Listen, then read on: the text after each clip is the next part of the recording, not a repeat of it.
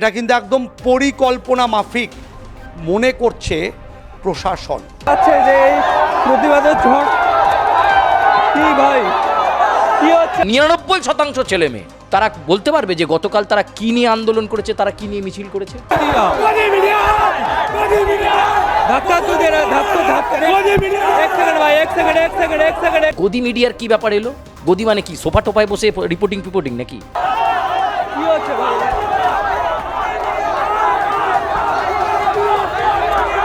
একটা সরকার active action নিতে বলল এবং গুন্ডা দমন আইনে পুলিশ নেমে পড়ল। দাদা দিদি রাজনীতির যে প্ল্যাটফর্ম, সেই প্ল্যাটফর্মে আমি আবার আজকে উপস্থিত যশবন্ত। আজকে আছে আমরা কিন্তু অ্যাকশান রিয়াকশানে, না কোনো মারামারি বলছি না, অ্যাকশান রিয়াকশান মানে মারামারি না, বাট এই যে কোনো বিষয়ের ওপর যুক্তি তর্ক, কোনো বিশ্লেষণ বা পর্যালোচনা, যে কোনো একটা অ্যাকশানের তার একটা রিয়াকশান হয়। যদি সায়েন্সের পরিভাষায় বলি, যেমন নিউটনের থার্ড ল, যে প্রত্যেকটা ক্রিয়ার সমান এবং বিপরীত প্রতিক্রিয়া আছে। কেন এই কথাটা বলছি, তার কারণ আপনারা জানেন, যারা দর্শক, যারা আমাদেরকে ফলো করেন এবং চারদিকের খবরাখবর দেখেন, যে নির্দিষ্টভাবে সংবাদ মাধ্যমের ওপর কিন্তু অ্যাটাক করা হয়েছে। হ্যাঁ, অ্যাটাক কথাটা বললাম কারণ শুধু R+ নয় বা শুধু R+-এর রিক নয়, প্রচুর সংবাদ মাধ্যমের প্রচুর রিক, প্রচুর কৃষ্ণেন্দুরা কিন্তু আহত, এবং এটা কিন্তু একদম পরিকল্পনা মাফিক মনে করছে প্রশাসন। এই বিষয়ে আরও কি ঘটেছে বা ঘটতে চলেছে, সেই বিষয়ে আমি আমাদের সিনিয়র রিপোর্টার সুচারু কালকে ছিল ফিল্ডে, আমিও ছিলাম, কিন্তু খুব অনভিপ্রেতভাবে আমাদের সহকর্মী রিক খুবভাবে আহত। তাকে মাথায়, গায়ে, হাতে, পায়ে, পেটে, শরীরের বিভিন্ন অংশে কিন্তু আঘাত করা হয়েছে। তার মোবাইল ছিনতাই চেষ্টা হয়েছে, এবং আমাদের ক্যামেরা পার্সন যে ছিল কৃষ্ণেন্দু, তার থেকে ক্যামেরার চিপ, ক্যামেরা ভাঙার চেষ্টা, সব মিলিয়ে কিন্তু, এবং প্রচুর সংবাদ মাধ্যম আপনারা দেখে ফেলেছেন সব কিছু, নতুন করে বলা নেই। আমার যেটা জানা সুচারু একটা বাম, মানে একটি নয় 8টি বাম সংগঠন, অতি বাম সংগঠন, তাদের নির্দিষ্ট দাবিদার ছিল যে প্রশ্নপত্র বারবার ফাঁস করে দেওয়া বা ফাঁস হয়ে যাওয়া, এর পিছনে কী বা কারণ, সেটা দিল্লির যন্তর মন্তর থেকে শুরু করে আস্তে আস্তে দেশের বিভিন্ন জায়গাতে ছড়িয়েছে, কলকাতাতে রাজ পড়েছে, হতেই পারে। কিন্তু পুলিশ পারমিশন নিয়ে উল্টো রথ ছিল, এবং শুক্রবার তাদের একটি মিছিল শিয়ালদা থেকে জমায়েত হয়ে শেষ হয় আমাদের দইনা ক্রসিং। এই যে সংবাদ মাধ্যমের ওপর যে অ্যাটাকটা শুরু হলো 4টে 10-15 পর থেকে 5টা 5:30 পর্যন্ত, ক্রমাগত খেপে বিভিন্নভাবে বিভিন্ন জায়গায়, এতদিনের সাংবাদিক তুমি প্রচুর ইনসিডেন্ট কভার করেছো, প্রচুর কিছু, এরকম কি দেখেছো? নাম্বার 1। আর দ্বিতীয়, আমরা যারা সাংবাদিক দর্শক বন্ধু, আমাদের কাছে এখন একটা বুম থাকে আর ক্যামেরা থাকে। এই মুহূর্তে যেমন জয়ন্ত রয়েছে ক্যামেরায়, আমাদের কাছে ঢাল, তরোয়াল, লাঠি, সোটা কিচ্ছু থাকে না। আমরা কি বারবার সফট টার্গেট? খুব বড় প্রশ্ন এটা একটা, যে আমরা সফট টার্গেট কিনা। যশবন্ততে কংগ্রেস আমল থেকে এই কালচার শুরু হয়েছে। তুমি যদি বলো ইন্দিরা গান্ধীর আমল থেকে এই কালচার শুরু হয়েছে, সাংবাদিক পেটানো। আমি সাংবাদিক পেটানো এই কথাই বলবো। আমাদের বাবা মারা বা রিকের বাবা মা বা যশবন্তদা তোমার বাবা মা অনেক আশা করে এই ধরনের পেশায় আমাদেরকে পাঠিয়েছে, আমাদের ইচ্ছাকে গুরুত্ব দিয়ে, প্রাধান্য দিয়ে। ধরো যে ছেলেটা ডাক্তার হতে চাইছে, তাকে তার বাবা মা অনেক পয়সা খরচ করে শিক্ষার সেই উচ্চ জায়গায় নিয়ে গিয়ে সে ডাক্তার হয়েছে। তো ঠিক সেরকমভাবেই সাংবাদিকরাও একই রকমভাবে তার পেশায় নিজেকে প্রতিষ্ঠিত করেছে। কিন্তু এই কংগ্রেসি সময় থেকে হয়ে আসা এই কালচার, সেই কালচারের কোনো পরিবর্তন ঘটেনি। তুমি প্রশ্ন করলে যে সাংবাদিকরা সফট টার্গেট কিনা, একাধিকবার হয়েছে। 2011 সাল আমার কেরিয়ারের তখন সবে 2 বছর হয়েছে। আমি আমার জেলাতে, মানে হাওড়া জেলারই ধুলোগড়ে, পরিবর্তনের ওই জামানাতেও ফেলে পেটানো হয়, কেউ পাশে দাঁড়ায়নি। হাওড়া হাসপাতালে নিয়ে যাওয়া হয়, আমার এই পায়ের ডান দিকে সিমবোনটা ফাটিয়ে দেওয়া হয়েছিল। আমার চিত্র সাংবাদিককে আরও অবস্থা খারাপ করা হয়েছিল, অর্প মাইতি। তো এই ঘটনা নতুন নয়। আবার আমরা বিধাননগরের পৌর নির্বাচনের সময় নিশ্চয়ই দেখেছো। এবার যশবন্তদা বিচার বিশ্লেষণের যে জায়গাটা, সেটার আসার আগে যারা বলতে হবে যে সাংবাদিকরাই সফট টার্গেট। একটা কোনো রাজনৈতিক দল নবান্ন অভিযান ডাকলো, পুলিশ আমাদের লাঠিচার্জ করে দিল, দাগড়া দাগড়া হয়নি মমতা বন্দ্যোপাধ্যায়ের আমলে। ডাফরিন রোডে আমাদেরই এক সহকর্মী ছিলেন, পরবর্তীকালে অন্য একটি চ্যানেলে চলে যান, আজকে আর নেই, এই পৃথিবীতেই নেই, স্বর্ণেন্দু। ব্যাপক মারধর করা হয়েছিল, সম্রাট, তাকে ব্যাপক মারধর করা হয়েছিল। এই ধরনের উদাহরণের শেষ নেই যে সাংবাদিকরা পুলিশের কাছে সফট টার্গেট, রাজনৈতিক দলের নেতাকর্মীদের কাছে সফট টার্গেট, আর যারা এই রাজনৈতিক দলের নেতা কর্মী মানে জেনজির আন্দোলন হচ্ছে, তাই তো, জেনজি, ককরোচ জনতা পার্টি, মুখোশ টুকোশ লাগিয়ে তেলা পোকা বিরাট বড়, তুমি হলপ করে বলতে পারো যে 99% ছেলে মেয়ে তারা বলতে পারবে যে গতকাল তারা কী নিয়ে আন্দোলন করেছে, তারা কী নিয়ে মিছিল করেছে? আমাদের দিক কিন্তু জেনে এখান থেকে সে তার নির্দিষ্ট অ্যাসাইনমেন্টে গিয়েছিল, সে কোনো প্ররোচনামূলক নিশ্চয়ই রিপোর্টিং করেনি, সে সবে শুরুটা করেছিল তার একটা চলমান প্রতিবেদনের মাধ্যমে যে আস্তে আস্তে মিছিল এগিয়ে যাচ্ছে, তারা নিট কেলেঙ্কারি নিয়ে প্রতিবাদ করছে, এই তো তার ভাষা। হঠাৎ করে আমি দেখলাম একটা উচ্চিংড়ের মতো একটা ছেলে, ওই তেলাপোকাই যেমন উড়ে আসে, ওর বুকের ওপরে সে ঝাঁপিয়ে পড়লো এবং ধাক্কাধাক্কি শুরু হলো। তারপরে যে জিনিসটা শুরু হলো, ওর মুখ ফাটিয়ে দেওয়া হলো, নাকে লাগাতার ঘুষি, চশমা ভেঙে গেল, রাস্তায়ও পড়ে রইল, জানতেও পারছে না যে ক্যামেরাম্যান কোথায় চলে গেছে, কোনোভাবে প্রাণটাকে বাঁচিয়ে ও নিয়ে আসা।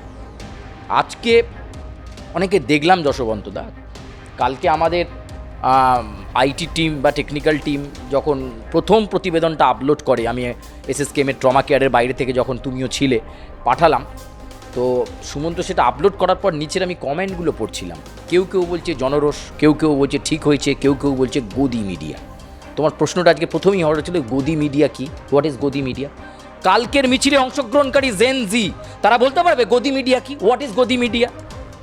সংবাদ মাধ্যম গণতন্ত্রের চতুর্থ স্তম্ভের মধ্যে থেকে তারা তাদের কাজ করে, সে কে সিপিএম, কে তৃণমূল, কে বিজেপি, কে জেন জি, কে আলফা, সেটা আমাদের দেখার দরকার নেই। তারা একটা রাজনৈতিক কর্মসূচি করেছে, একটা আন্দোলন ছিল, এই তার রুট, শিয়ালদা থেকে ধর্মতলা যাবে, মিছিলটা আমরা কভার করব, প্রতিবাদে কেমন গর্জে উঠছে আমরা এটাকে দেখব, তাই তো। তাই এখানে গদি মিডিয়ার কি ব্যাপার এলো? গদি মানে কি, সোফা টোপায় বসে রিপোর্টিং নাকি? মাঝে মাঝে বলতে আমাদের খারাপ লাগছে, নিশ্চয়ই ছবিগুলো দর্শকরা দেখবেন অ্যাকশন রিয়াকশানে। আবার বলবো, প্রত্যেকটা অ্যাকশন রিয়াকশানের প্রতিক্রিয়া আছে, আশা করছি মুখ্যমন্ত্রী আশ্বাস দিয়েছেন। আর 48 ঘন্টার মধ্যে এই যে বাটপারগুলো, এরা কখনো ছাত্র বলে আমি মনে করি না, যেভাবে তাদের ভঙ্গিমা এবং মেলোডি লজেন্স রিকের মুখে ঠুকে দিচ্ছে, তারপর জল ভিজিয়ে দিচ্ছে, শুধু তাই নয়, একজন মহিলা সাংবাদিককে 50 টাকা সামনে দেখিয়ে বলছে কত নিবি। এইটা যদি একটা ভাষা হয়, আমি বলবো এরা আন্দোলনকারীও নয়, এরা ছাত্রও নয়। আমাদের দুঃখ একটাই যে এতদিন আমরা লাগাতার মার খেয়ে এসেছি, যে কোনো কারণ হলেই মার সংবাদ মাধ্যমকে। নির্বাচন করতে যাওয়া, বাড়ির লোক বলে সাবধানে করো কিন্তু, কখন কোন লুঙ্গি বাহিনী দাঁড়িয়ে গেল, হঠাৎ করে গাড়ি ভেঙে পড়লো। আরে ভাই, আমরা তো কোনো রাজনৈতিক দলের থেকে টাকা পয়সা নিয়ে চলছি না, আমাদের প্রতিষ্ঠান, তার সুনির্দিষ্ট মালিক আছে, তার একটা পয়েন্ট অফ ভিউ আছে, একটা এডিটোরিয়াল টিম আছে, সেই অনুযায়ী আমরা কাজ করি।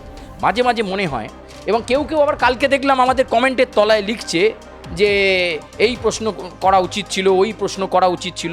আমি তাদেরকে বলছি, আমরা তো সব বাপে খেদানো মায়ে খেদানো সাংবাদিক, তাই না? বাপ মা আমাদের অনেক খরচা করে ইউনিভার্সিটিতে শিক্ষা প্রতিষ্ঠানে পৌঁছেছে। কালকের আন্দোলনকারীতে কতজনের মাধ্যমিক উচ্চ মাধ্যমিক পাস সার্টিফিকেট আছে, পুলিশের চার্জ করা উচিত সেগুলো দেখার, অবশ্যই চার্জ করা উচিত। এবং আমি বলে নিতে দাও, মুখ্যমন্ত্রী শুভেন্দু অধিকারী বিধানসভার অল ইন্ডিয়া দাঁড়িয়ে বলেছেন 7টা ধারায় মামলা। কালকে শুধু মার হয়নি, মোবাইল স্ন্যাচ হয়েছে, মহিলা সাংবাদিককে কুপ্রস্তাব হয়েছে, এমনকি জানে মেরে দেওয়ার মতন ঘটনা ঘটেছে। এই প্রথম আমরা দেখলাম যে কোনো সাংবাদিক বা সাংবাদিক সমাজ মার খেলে তাদেরকে এই হামলার ঘটনাতে গুন্ডা দমন আইন প্রয়োগ করা হবে। 70 জন আইডেন্টিফাইড। আমরা আবার বলছি, অ্যাডিশনাল সিপি ক্রাইম কলকাতা পুলিশের অতিরিক্ত কমিশনার, তিনি নিজে তদন্ত করছেন। কালকে রাতভর আমি এলাকাগুলোর নাম নাই বা বললাম, বিভিন্ন জায়গায় ড্রাইভ হয়েছে ওই ছবিগুলো দেখে আশা করছি তারা খুব তদন্তে নিরূপণ করবেন। এই জায়গাটা দাঁড়িয়েই প্রথম দেখলাম যে একটা সরকার অ্যাক্টিভ অ্যাকশান নিতে বলল এবং গুন্ডা দমন আইনে পুলিশ নেমে পড়ল।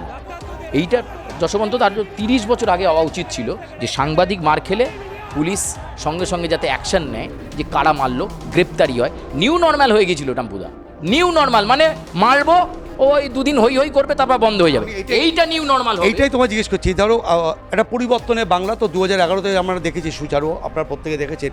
তারপরে কিন্তু প্রচুর টিপ্পনী, প্রচুর কিছু, বিশেষ কোনো দিন বা বিশেষ কোনো বার বা বিশেষ কোনো সম্প্রদায়, আমরা যেমন নাম নিচ্ছি না, আমি সুচারু আমরা জানি, কারণ কালকের সারাদিন আমরা রাতে ছিলাম, পথে ছিলাম, সাথে ছিলাম। আপনার সাথে দর্শকরাও দেখেছেন, আমাদের পুরো আইটি টিম, আমাদের গ্রাফিক্স টিম পুরো সমস্ত আপলোড করেছে। সুতরাং এই যে পরিবর্তনের বাংলায় এই যে গুন্ডা দমন আইনটা পাশ হলো, এবং কালকে যেভাবে, এটা ফ্যাক্ট, সুচারু যেটা বলছিল, প্রত্যেকটা অক্ষর কিন্তু ওর মনের ভেতর থেকে বেরিয়ে আসে। আমাদের প্রত্যেকের আটপাশে এতগুলো কর্মীর মনের কথা, এন্টার সংবাদ মাধ্যমের মনের কথা কিন্তু আপনাদের কাছেও বলল। এই প্রথম দেখলাম সুচারু প্রশাসন অর্থাৎ পুলিশ এবং কোনো রাজনৈতিক দল তারা কিন্তু সাংবাদিকদের পাশে দাঁড়ালেন, এবং যেভাবে দাঁড়ালেন, এই পরিবর্তনটা কি আমরা এতদিন চাইছিলাম? এটাই কি দরকার ছিল বাংলার জন্য অন্তত?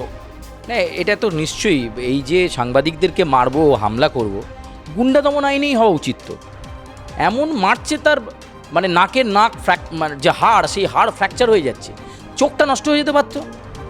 আমি আরও কয়েকজন সহকর্মীর নাম নিচ্ছি, প্রতিষ্ঠানগুলোর নাম নিচ্ছি না। শিলাদিত্য দা, আমরা দীর্ঘদিন চিনি, আমাদের হাওড়াডির ছেলে, বেধড়ক মেরেছে, ওর ব্রেনের একটা জায়গায় রক্ত জমাট বেঁধে গেছে।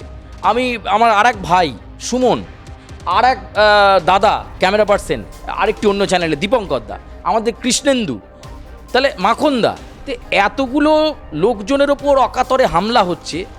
আমি ধন্যবাদ জানাই, কৃতজ্ঞতা জানাই মুখ্যমন্ত্রী শুভেন্দু অধিকারীকে।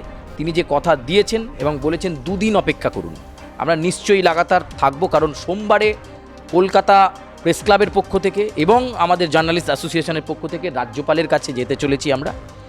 তিনি সময় দিয়েছেন, যশবন্ত দা দুপুর 2টোর সময় তিনি দেখা করবেন বলেছেন। আমাদের কাছে এটাই বক্তব্য থাকবে যে আগামীতে কেউ যদি সাংবাদিককে মারার চেষ্টা করে বা এই ধরনের ঘটনা ঘটায়, তার যেন সারা জীবন মনে থাকে যে আমি সাংবাদিকের গায়ে হাত দিয়েছিলাম। দেওয়ার আগে 5 বার ভাববে। এবং এটাও যেন মনে থাকে, আজকে রাজনৈতিক দল করছে, কালকে কেউ একটা হাত লাগিয়ে দিল, পুলিশেরও একবার ভেবে দেখা উচিত। অতীতে তারা কিন্তু নবান্ন অভিযানের সময়, তৎকালীন তৃণমূল কংগ্রেসের সময়, সরকারের সময় দেখতে পাচ্ছে ক্যামেরাম্যান যাচ্ছে, হাতে ক্যামেরা, বুম দেখতে পাচ্ছে, লাঠিচার্জ করে বলছে আমি দেখতে পাইনি। লাঠিচার্জ করলে বললো আমি দেখতে পাইনি, পিঠে দাগড়া দাগ। এই সফট টার্গেটটা বন্ধ করা হোক, সকলের জন্য আইন সমান হোক, এবং গুন্ডা দমন আইনে এই যে 7খানা মামলা পড়বে বলেছে, যার মধ্যে 4খানা জামিন অযোগ্য, আমি প্রে করব মাননীয় মুখ্যমন্ত্রী এবং প্রশাসনের কাছে যে মিনিমাম 90 দিন জেল হোক।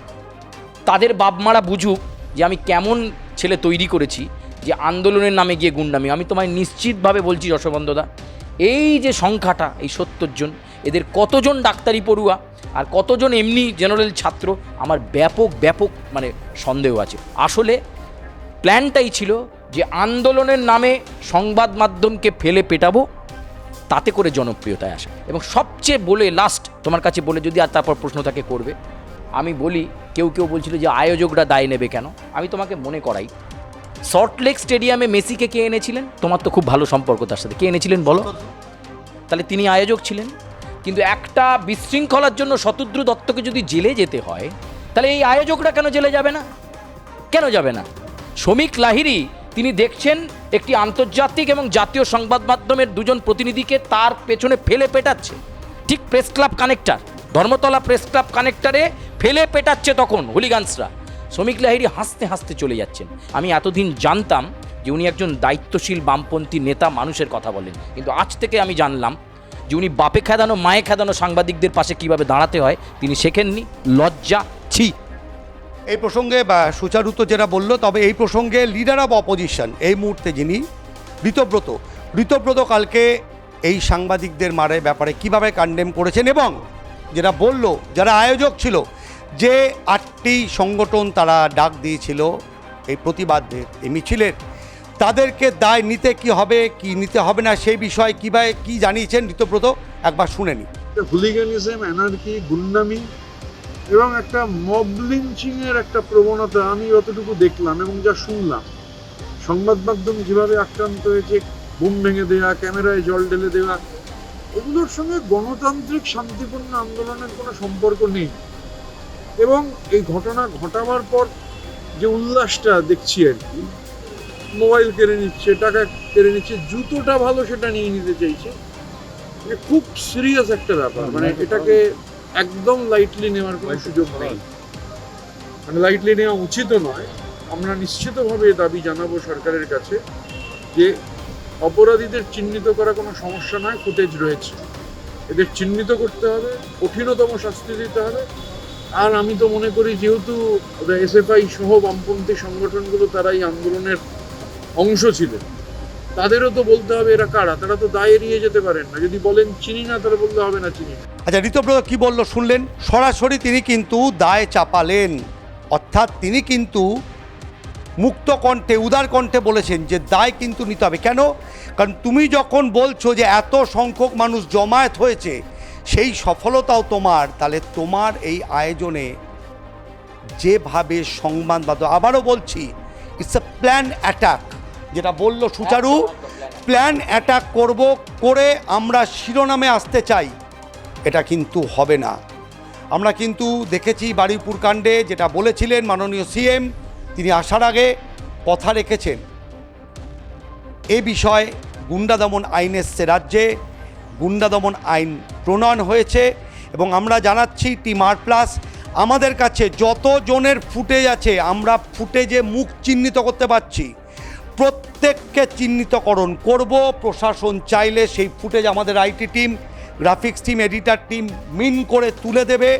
এখনও পর্যন্ত কি কথা হয়েছে সেগুলো বিস্তারিত আমরা ক্যামেরার সামনে বলছি না, আমি সুচারু, কিন্তু নিউটনের থার্ড ল কিন্তু আছে, এটা জানবেন। যারা মেরেছেন, ডিউ রেসপেক্ট, তাদের বাবা মাদের প্রকৃত শিক্ষা দিন, আপনাদের ছেলেদের, মেয়েদের, সন্তানদের একটা নতুন জীবন তারা তৈরি করতে যাচ্ছে। এই জায়গায় দাঁড়িয়ে যদি সাংবাদিক को पिटाओ, उनको कैमरा भांगचूर कर दो, मेलोडी खाओ, खुचराओ जाओ, কে মেলোডি খাবে আর কে খুচরা হয়ে যাবে সেটা সময় কথা বলবে। কিন্তু আজকে অ্যাকশন রিয়াকশন আপাতত আমার আর সুচারুর এই পর্যন্তই। পরবর্তী প্রতিবেদনে আবার আপনাদের সঙ্গে দেখা হবে অন্য কোনো বিষয় নিয়ে, অন্য কোনো টপিক নিয়ে। ভালো থাকবেন।